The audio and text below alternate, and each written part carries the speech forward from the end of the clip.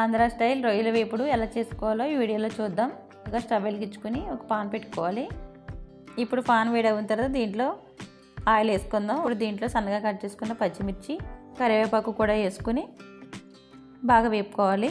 ఇప్పుడు దీంట్లోనే ఒక పెద్ద సైజు ఉల్లిపాయని ఇలా సన్నగా కట్ చేసుకుని వేసుకుని ఇప్పుడు మనకి ఉల్లిపాయలు సగం వేగిన తర్వాత దీంట్లో అల్లం వెల్లుల్లి పేస్ట్ వేసుకోవాలి.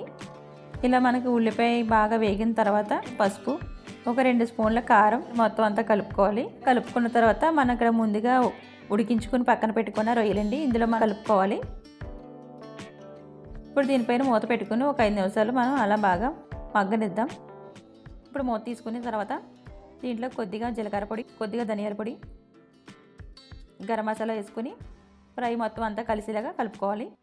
మళ్ళీ ఒకసారి మూత పెట్టుకొని ఇప్పుడు మూత తీసుకుని పైన కొత్తిమీర చల్లుకుంటే మనకి ఆంధ్ర స్టైల్ రొయ్యల వేపుడు రెడీ అయిపోతుంది.